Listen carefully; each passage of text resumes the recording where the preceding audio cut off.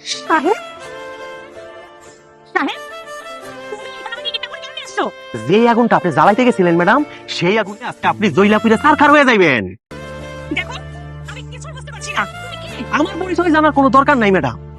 সব প্রশ্নের উত্তর জানতে হয় না, কিন্তু কিছু কিছু প্রশ্নের উত্তর যখন মানুষ জানার চেষ্টা করে তখন আর সে বাঁচে না ম্যাডাম, তখন আর সে বাঁচে না। What is this? I security, এই সমস্ত ফুটপাতের লোকজন তুমি অ্যালাউ করতেছো কেন? তোমাকে ওখানে রাখা হয়েছে কেন? 3 কোটি 3 কোটি 3 কোটি 1 5 কোটি। 5 কোটি 1 5 কোটি 2 5 কোটি 1 টাকা। হোয়াট? 1 7 কোটি। 7 কোটি 7 কোটি 1 টাকা। 10 কোটি 15 কোটি 50 কোটি। 50 কোটি 50 কোটি 1 50 কোটি 2 100 কোটি 1 টাকা। 100 কোটি টাকা।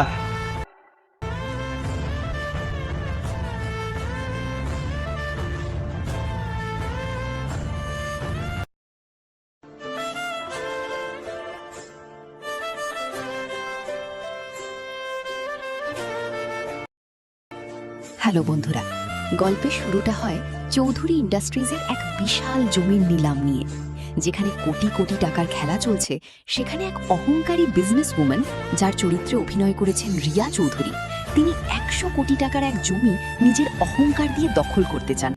ঠিক তখনই নাটকীয়ভাবে এন্ট্রি নেন আমাদের প্রধান চরিত্র সাহেব। অতি সাধারণ পোশাক, পায়ে স্যান্ডেল, কিন্তু তার হাতে ছিল একটা অরিজিনাল ভিআইপি ইনভিটেশন কার্ড। কেউ ভাবতেও পারেনি এই সাধারণ দেখতে ছেলেটি নিলামে 100 কোটি 1 টাকার ডাক দিয়ে পুরো গেম চেঞ্জ করে দেবে। কিন্তু টুইস্ট এখানেই শেষ নয়।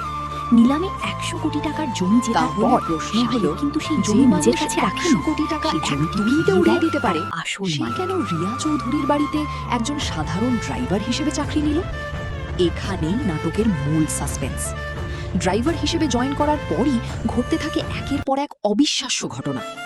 মালিকের ওপর যখনই কোনো বড় বিপদ আসে, সাহেব নিজের জীবন বাজি রেখে তাদের বাঁচায়।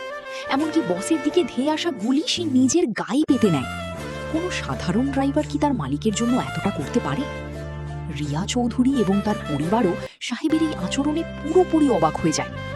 একদিকে সাহেব কুংফু, বক্সিং, রেসলিংয়ে পারদর্শী, ইংরেজিতে অনর্গল কথা বলতে পারে, আবার পুলিশও তাকে দেখলে স্যালিউট করে। কিন্তু সে সবার সামনে এমন ভান করে যেন সে কিছুই জানে না। তারই দৈত্য চরিত্র সবাইকে এক বিরাট গোলক ধাঁধায় ফেলে দেয়। গল্পের মোড় ঘুরে যায় তখন, যখন এই শহরের মূল ভিলেনের এন্ট্রি হয়। ভিলেনের ডায়লগটি ছিল দেখার মতো। মানুষ 2টা কারণে পরিচয় গোপন করে। 1, যখন সে কাউরে আঘাত করতে চায়, আর 2, যখন সে নিজেকে আঘাত থেকে বাঁচাইতে চায়। ভিলেন বুঝতে পারে সাহেব কোনো সাধারণ মানুষ নয়, তার ভেতরে লুকিয়ে আছে এক কঠিন ইতিহাস।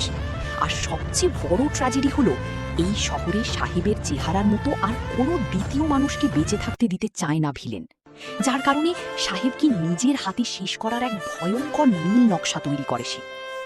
অপরদিকে সাহেবের ঘরের ভিতরে লক করা সুটকেসের রহস্য আর তার আসল পরিচয় খোঁজার চেষ্টা চালিয়ে যাচ্ছে রিয়া চৌধুরীও। বন্ধুরা, সাহেব কি আসলে কোনো আন্ডারকভার এজেন্ট, নাকি অতীতের কোনো প্রতিশোধ নিতে সে এই ড্রাইভারের রূপ ধরেছে?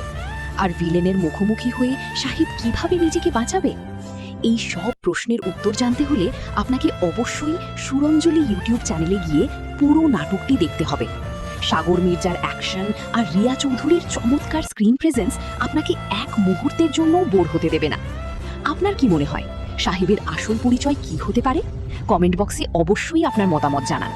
ভিডিওটি ভালো লাগলে একটি লাইক দিন এবং এইরকম আরও দুর্দান্ত নাটকের রিভিউ পেতে আমাদের চ্যানেলটি এখনই সাবস্ক্রাইব করে রাখুন। দেখা হচ্ছে পরের ভিডিওতে। ধন্যবাদ।